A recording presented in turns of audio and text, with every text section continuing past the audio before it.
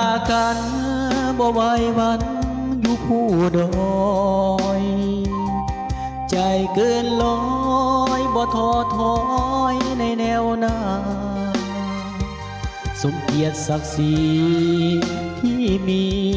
ผู้เก่งกายอมเสียสละประจำการที่สายแดนสายสาททหารพร้อมบากบั่นใจนักสู้เพื่อศาสตร์ลาวอยู่มั่นคงทะนงแก่นรักษาดินแดนลาดตระเวนเลียบทานทินมาหัวใจเพื่อพาคนหากไว้อยู่แนวหลังเลือดไหลหลังทั้งย้อยลงพื้นดินปกป้องประสาบ่อยภัยมาดูหมิ่นปกป้องแผ่นดินบ่อยภัยมาย่ำยีถึงยุ่งยากลำบากก็อดทนบ่ยอมจำนนบ่อยคนมาหาวีหากภัยหุกหาดพวกมันต้องดับทันทีให้ประสาอยู่ดี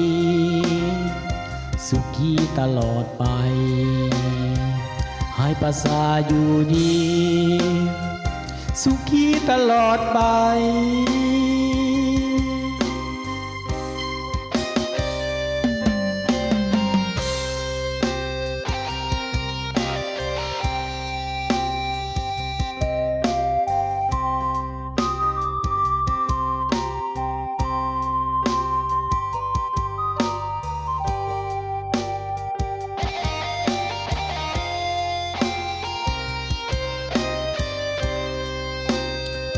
มาหัวใจเพื่อพา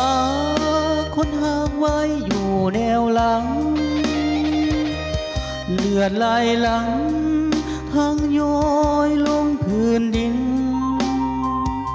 ปกป้องประสาบ่อยภัย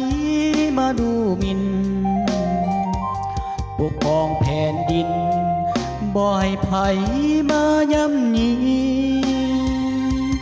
ถึงยุ่งยากลำบากก็อดทนบ่ยอมจำนนบ่อยคนมาหาวีหากภัยหุกหาดพวกมันต้องดับทันทีให้ประสาอยู่ดีสุขีตลอดไปให้ประสาอยู่ดีสุขีตลอดไป